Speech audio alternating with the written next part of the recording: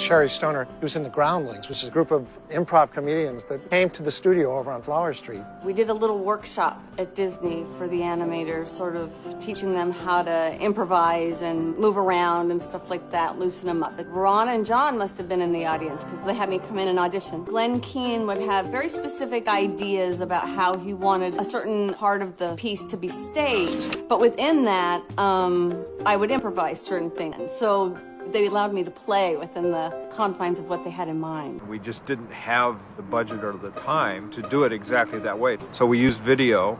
Our big sets were apple carts and risers.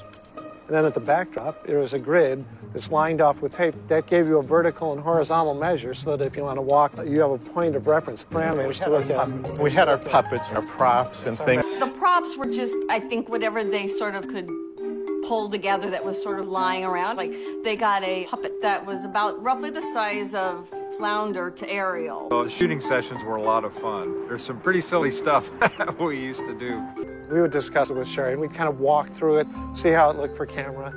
And we had ideas, and she had ideas. And certainly, Glen Keane was really inspired by Sherri. We wanted her to come up with things that we wouldn't think of.